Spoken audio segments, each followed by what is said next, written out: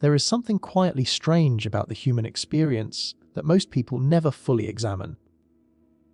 You can look back at your life, at the last 5 years, the last decade, even the last 20 years, and notice, if you are honest enough, that certain things have not really changed. Not the surface things. The surface things change constantly. You get a new job, move to a new city, start a new relationship, discover a new philosophy, adopt a new morning routine. The surface is always in motion, but underneath that motion, something stays the same. The texture of your inner life, the quality of your relationships, the kind of problems that find you, the emotional weight you carry from one chapter of your life to the next. And if you sit with that observation long enough, a strange and unsettling question begins to form. What if the problem is not your circumstances? What if the problem is not your habits, your discipline, your knowledge, or your strategy? What if the thing that keeps recreating the same life, over and over again, is something far more fundamental? What if it is you? Not the you that you are consciously trying to become, but the you that already exists beneath your awareness. The you that has been running quietly in the background since before you were old enough to question it. This is not a comfortable question. Most people never sit with it long enough to let it land. They prefer to believe that the next technique, the next book, the next realization will finally be the thing that breaks the pattern. And so they keep moving, they keep consuming, they keep searching. And the pattern keeps repeating. What we are going to explore in this video is why that happens. Not in a motivational way. Not with a list of things to do differently, but at the level where the actual problem lies. The level of identity, of the nervous system, of the subconscious architecture that most people never examine because it is invisible to them. Because it is them.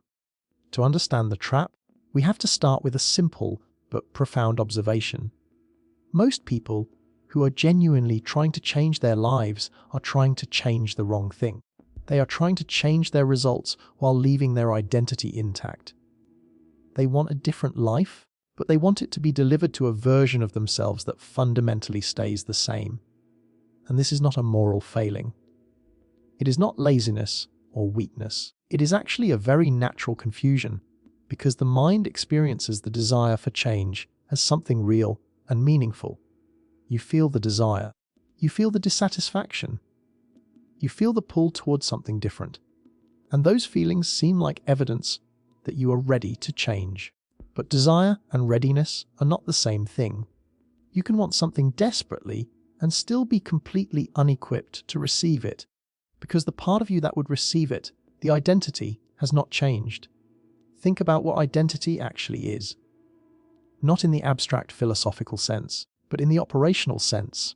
Your identity is the collection of beliefs, emotional patterns, behavioral tendencies, and self-perceptions that you experience as normal. It is everything that feels like you.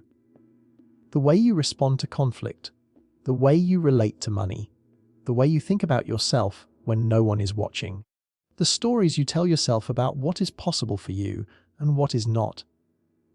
The emotional states you return to again and again, not because you choose them consciously, but because they are familiar, and familiarity to the nervous system registers as safety.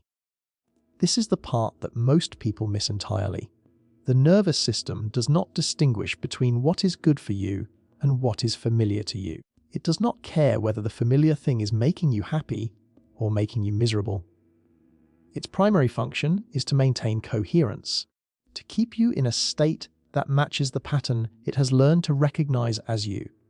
And it will defend that pattern with remarkable sophistication.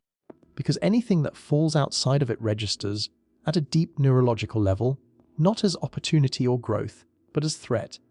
This is why so many intelligent, self-aware people who genuinely understand their patterns still cannot seem to escape them. Understanding something intellectually and being free from it emotionally are two completely different states. You can know with absolute clarity that your fear of abandonment is what causes you to push people away. You can trace it back to its origin. You can understand the mechanism perfectly, and then someone gets too close, and the fear activates, and you push them away anyway. And then you feel confused about why you keep doing the thing you know you should stop doing. The knowing was never the problem. The identity, the nervous system's map of who you are, was the problem all along. Let us go deeper into this, because there is something here that most conversations about self-improvement never address honestly. The identity does not just create behavioral patterns, it actively filters reality.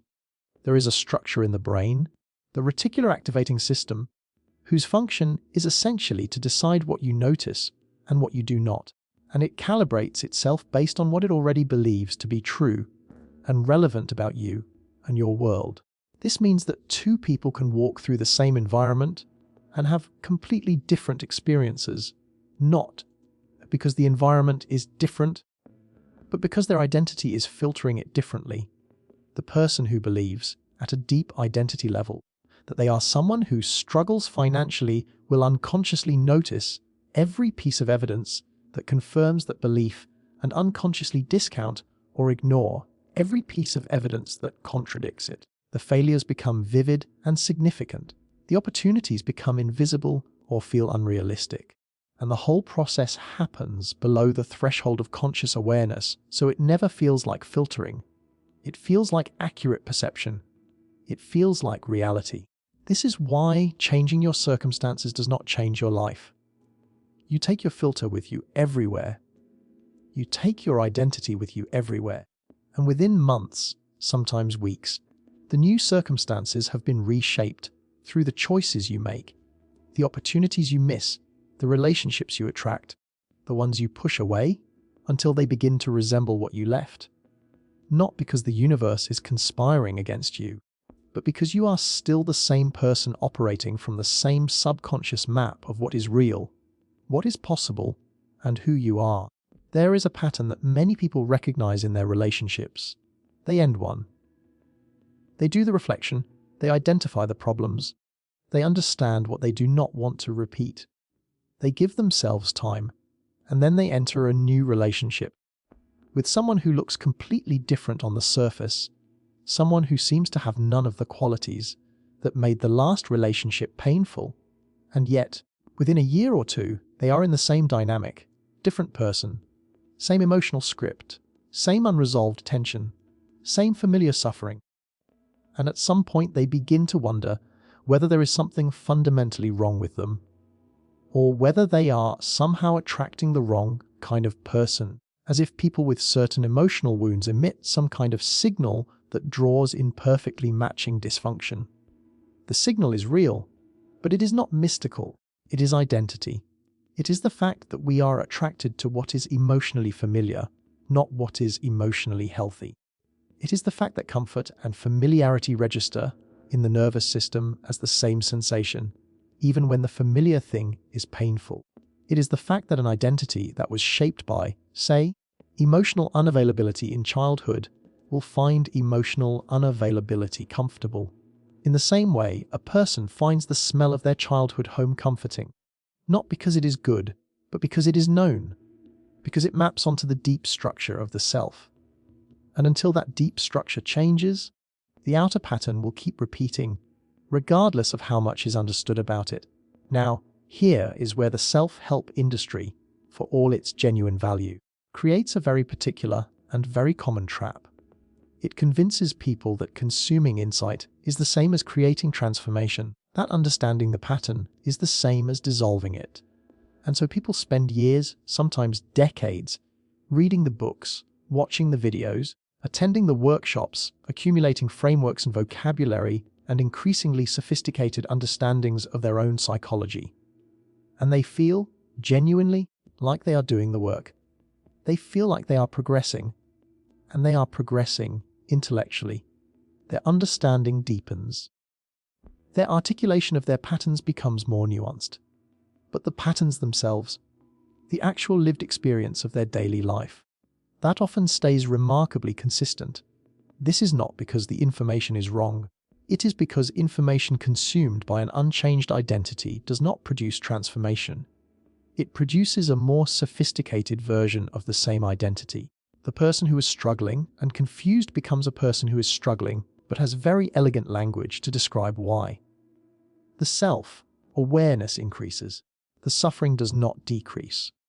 And sometimes it actually increases, because now you can see the pattern clearly and still cannot escape it, which produces its own particular kind of despair. Genuine transformation is not an intellectual event.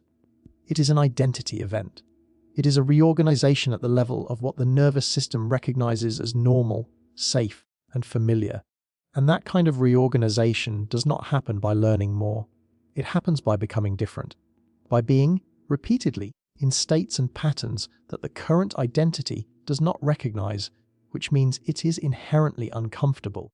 And that discomfort is not a sign that something is going wrong. It is a sign that the process is working. This brings us to something that almost nobody talks about clearly, the feeling of wrongness that accompanies real change. When people imagine transformation, they imagine it feeling good. They imagine the new version of their life arriving wrapped in a sense of rightness, of destiny fulfilled, of finally becoming who they were supposed to be. And sometimes there are moments of that. But far more often, the early stages of genuine identity change feel deeply, profoundly wrong. Not wrong as in incorrect, wrong as in unfamiliar, wrong as in the nervous system sending urgent signals that something is off, that this is not right, that you should return to what you know. The person who has always operated from a place of scarcity begins to allow themselves to receive abundance, and it feels uncomfortable, suspicious, undeserved. The person who has always made themselves small in relationships begins to take up space, to express needs, to set boundaries, and it feels selfish, dangerous, terrifying. The person who has always been hypervigilant, always waiting for something to go wrong, begins to relax, and the relaxation itself feels like a trap, like they have let their guard down, and something terrible is about to happen. These responses are not signs of failure. They are signs that the identity is being challenged. They are the nervous system doing exactly what it was designed to do: protect the known, resist the unknown, pull you back toward the familiar. Most people, when they reach this place, interpret the discomfort as a signal to stop. They conclude that this particular approach is not working, that this particular relationship or opportunity is not right for them, that they are not ready, that they need to do more internal work before they take the external step. And so they retreat. They return to the familiar. They process more. They prepare more. They consume more. And the window of genuine change, which was briefly open, closes again. The retreat feels like wisdom. It feels like self-care. It is dressed in the language of not pushing too hard, of honoring where you are. And sometimes that language is accurate. But very often, it is the identity protecting itself. It is the nervous system, sophisticated and eloquent, rationalizing the return to what is known. And the cruelest part of this is that the retreat is actually reinforcing. Every time you approach the edge of your identity and pull back, you are teaching your nervous system that the edge is dangerous, that the unfamiliar is to be avoided, that the current version of you is the safest and most coherent version of you. The pattern does not just continue, it deepens. Let us talk about self-sabotage, because it is one of the most misunderstood phenomena in psychology. The popular understanding of self-sabotage is that some irrational part of us is working against our interests, that we are, for some inexplicable reason, undermining our own goals. But this framing misses the deeper truth entirely. Self-sabotage is not irrational. It is the identity behaving with perfect rationality in service of its own coherence. When you get close to something that lies outside the identity's map of who you are and what you deserve and what is possible for you, the identity does not just allow it to happen. It intervenes, not with thought, not with deliberate choice, but with feeling, with a sudden drop in energy, with an inexplicable urge to postpone, with a manufactured crisis, with a fight that comes out of nowhere, with a decision that you make in a moment of confusion that you cannot fully explain afterward.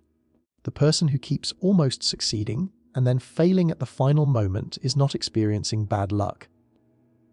They are experiencing the identity's ceiling. They are reaching the point beyond which the self concept cannot coherently extend. and the nervous system is doing whatever is necessary to bring them back within the familiar range. The sabotage is not the problem. The sabotage is the symptom. The identity is the problem, and the identity is not random. It was built. It was constructed piece by piece from the sum total of your early experiences, the messages you received about your worth, your safety, your place in the world, the emotional atmosphere you grew up in, the patterns you observed and internalized before you had the cognitive capacity to evaluate them critically, the adaptations you made in order to be safe, accepted, loved, visible. These adaptations were intelligent. They were responses to a real environment. The child who learned to make themselves invisible because visibility was dangerous in their household was not being neurotic. They were being brilliantly adaptive. The person who learned to associate love with struggle and ambivalence because that was the model of love they were shown was not failing. They were learning. The problem is not that these adaptations formed. The problem is that they calcify. They become identity. And the identity does not know that the environment has changed. It does not know that what was adaptive then may be destructive now. It only knows that it has worked, in the sense that you are still here, still functioning, still recognizable to yourself. This is one of the central tragedies of human development. The strategies that helped you survive the early environment become the prison of the adult life. And the prison is invisible because it is built from the inside, because it is made of the very stuff that you experience as yourself. Now, there is a question that people sometimes resist asking because they sense it leads somewhere uncomfortable. If the identity was constructed, if it was built from experiences and adaptations and absorbed messages, then it is not fundamentally real in the sense of being fixed or essential. It is a story, a deeply embedded, neurologically reinforced, emotionally familiar story, but a story nonetheless. Which means, in principle, it can be rewritten. Which means the version of you that keeps recreating the same life is not the only possible version of you. It is just the most practiced one. It is just the most automatic one. It is just the one your nervous system has the most energy invested in maintaining. But here is where it gets philosophically interesting, and where many people hit a wall that no amount of technique can break through. The rewriting of the identity cannot be done by the identity itself. The self cannot fundamentally transform itself using the tools and frameworks and interpretive lenses of the self it is trying to transcend. Because every tool it reaches for, every framework it applies, every insight it has, is filtered through the existing identity. Which means the insight tends to confirm the identity, even when it appears to challenge it. The person with a victim identity will read about identity change and conclude that they are someone who is particularly trapped, particularly damaged, particularly unable to change, which is itself the victim identity replicating itself through a new set of ideas. The person with a savior complex will read about the same material and immediately think about how they can share it with someone else who needs it, which is the savior identity replicating itself. The transformation gets absorbed and metabolized by the very thing it was supposed to dissolve. This is why real transformation is so rare, not because people do not want it, not because the information is not available, but because the process requires something that the identity fundamentally resists: a period of not knowing who you are, a dissolution, a genuine uncertainty about what is true, what is real, what you are capable of, what you deserve, what you want. And that uncertainty is not comfortable. It is not the pleasant ambiguity of having many options. It is the deep, disorienting uncertainty of having the ground beneath yourself, concept shift in a way that leaves you without the familiar footing.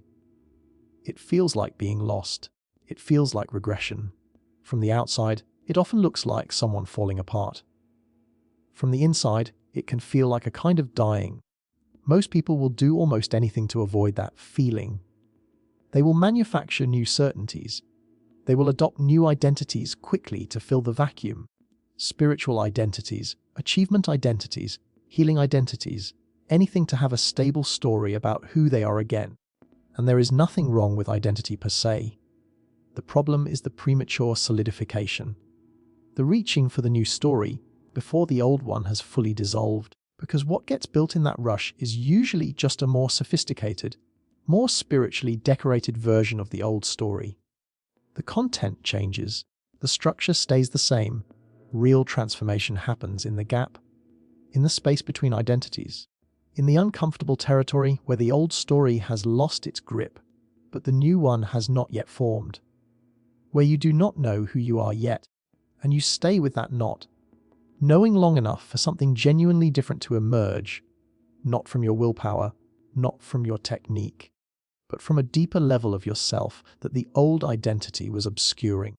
This is what the great psychological and contemplative traditions have always been pointing toward, albeit in different vocabularies. The death and rebirth at the center of so many spiritual narratives is not metaphorical in the way people sometimes assume. It is pointing to something psychologically real. The part of you that needs to die is not your body or your consciousness. It is the rigid, defended, familiar self concept that has been running the show without your consent, making decisions, filtering reality, reproducing patterns, and calling all of it you. And here is the thing about that self concept that makes transformation genuinely difficult, not just theoretically. You like it. You are attached to it. Even the parts you hate, you are attached to. Because they are familiar. Because they are predictable. Because they give you a sense of continuity and coherence across time. Because without them, you do not know what you are. And the fear of not knowing what you are is one of the deepest fears in the human psyche. It is more threatening, in many ways, than the fear of continued suffering. At least with continued suffering, you know what to expect. You know who you are in relation to the suffering. You have a story about yourself. And the story, even a painful story, even a limiting story, is more comfortable than the void of no story. So people stay, not out of stupidity, not out of weakness, but out of a form of psychological self-preservation that is both completely understandable and completely destructive. They stay in the familiar because the familiar is legible. Because they know how to be the person they have always been, even when that person is in pain. The prospect of becoming someone genuinely different, not an upgraded version of the current self, but someone whose emotional center of gravity is located somewhere the current self has never stood, is more frightening than most people can fully acknowledge. Let us be very precise about something. Because there is a version of what I have been describing that sounds like it is calling for self-rejection, for a kind of violence toward the self, for tearing down what you are in service of some idealized future version. That is not what transformation actually requires. In fact, that approach, the approach of treating the current identity as the enemy, of declaring war on your patterns, of using willpower and discipline to force yourself into a different shape, is itself a product of the identity. It is the ego attempting transformation through ego tactics, and it tends to produce, at best, a rigid, effortful version of the new behavior that collapses under pressure, and at worst, a new layer of self-rejection and shame that makes the original patterns even more entrenched. What genuine transformation requires is not rejection, but recognition. A deep, honest, compassionate recognition of the identity for what it actually is, not the enemy, not the defect, but the best solution that was available to a younger version of you given the resources you had at the time. The patterns are not failures. They are fossils. They are the preserved record of an intelligence that was doing the best it could with what it had. And recognizing them as that, not excusing them, not celebrating them, but seeing them clearly for what they are, creates a kind of distance that pure rejection never can. Because rejection keeps you in relation to the thing. It keeps you fighting it, which keeps it alive, which keeps you defined by it. Recognition lets you see it as something you developed rather than something you are.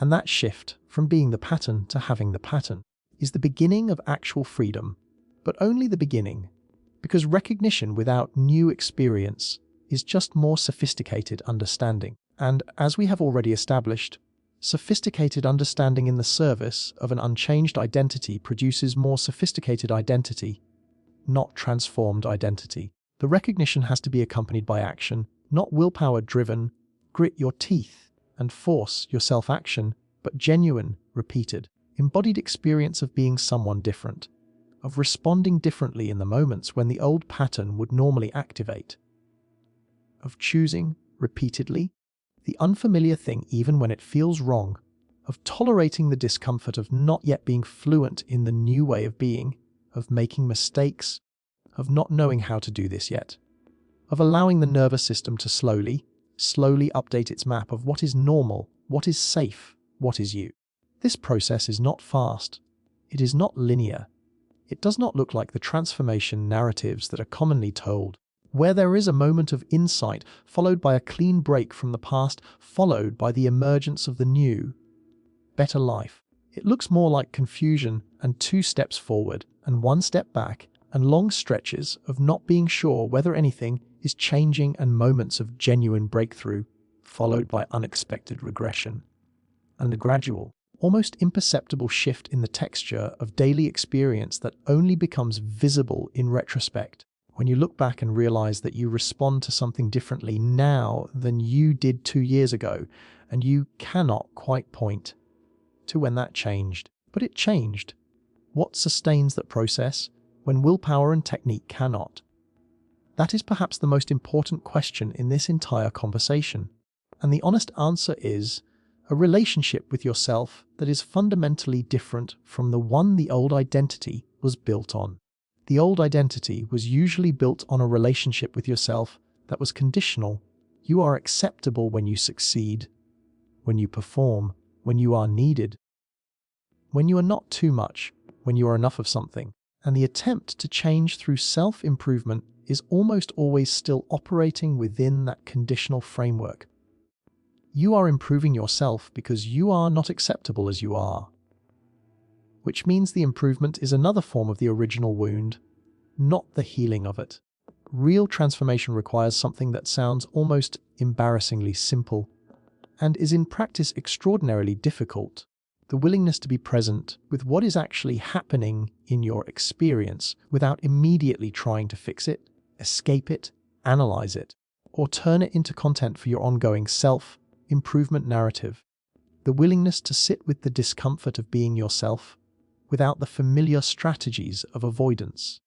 The willingness to notice the pattern activating and not follow it, not fight it, but witness it with enough stability and enough compassion that the nervous system begins to learn that the pattern does not have to be acted out in order for you to be safe. This is not passive. It is one of the most active and demanding things a person can do, because every fiber of the conditioned self is oriented toward action, toward doing the thing that relieves the tension, activates the pattern, returns to the familiar. Staying present with the tension without resolving it in the habitual way requires a quality of inner steadiness that most people have to develop slowly and imperfectly over time. But it is not mysterious. It is not a talent that some people have and others do not. It is a capacity that can be built through practice, through the gradual expansion of the window of what the nervous system can tolerate without contracting back into the known. And here is what becomes possible when that capacity develops. Not the life you thought you wanted when you were still the old identity. Something harder to predict, and in many ways more interesting than that. Because the old identity's version of the desired life was itself shaped by the identity. The things you wanted, the way you imagined success and love and freedom, all of that was filtered through the identity's particular combination of conditioning, wound, and compensation. Which means the life the old identity was working toward was, in a sense, a projection of the identity rather than a genuine vision of what you actually need. When the identity begins to loosen, when the nervous system's grip on the familiar begins to relax, what emerges is often not what was expected. Desires that were suppressed by the identity begin to surface. Values that were buried under the need to perform, or protect, or belong begin to become visible. A sense of direction that is less about acquiring something and more about expressing something begins to replace the relentless striving for the things that were supposed to make the old identity feel complete. And the outer life that eventually forms around this new center of gravity does not look like the life that was imagined from inside the trap. It looks different. It feels different. Not because the circumstances are necessarily more dramatic or more conventionally impressive, though they may be, but because they are genuinely inhabited rather than performed. Because they are actually yours rather than the old identity's solution to the old identity's wound. This is what is waiting on the other side of the identity trap. Not a better version of the same story, a genuinely different story, lived from the inside rather than constructed from the outside, shaped by what you actually are rather than what you learn to be. But to get there, you have to be willing to stop upgrading the current identity and start questioning whether it is the right foundation at all. You have to be willing to sit with the profound discomfort of not yet knowing who you are becoming. You have to be willing to let the familiar feel wrong and keep going anyway. You have to be willing to stop mistaking understanding for change and start measuring progress not by the sophistication of your self-knowledge, but by the actual texture of your lived experience. And perhaps most importantly, you have to be willing to stop waiting to feel ready, because the identity will never feel ready to transcend itself. That feeling of readiness, if it ever arrives, will be the identity telling you that it has found a way to incorporate the change without actually changing. Real readiness does not feel like confidence. It feels like commitment in the face of uncertainty. It feels like choosing the unfamiliar anyway, because the familiar has finally become less tolerable than the discomfort of growth. You have been carrying a version of yourself that was built for a world that no longer exists in response to a younger version of your life that is long over. That version of you has kept you safe in ways you may not fully appreciate. It has also kept you small in ways you may not yet fully see. The question is not whether you are capable of something different. The question is whether you are willing to stop being what you know and become, for a period, something you do not yet recognize. That threshold, that moment of genuine willingness, is where transformation actually begins. Not in the learning, not in the understanding, not in the technique, in the willingness to stop being the person who produces this life and become, slowly and imperfectly, and with all the discomfort that entails, someone who could not have produced it. Everything you are waiting for on the other side of that threshold cannot be accessed from where you are standing. Not because it is out of reach, but because the person standing where you are standing is not the person who lives there. The question that is worth sitting with, not answering, just sitting with, is this: how much longer is the familiar worth the cost of the life it keeps creating?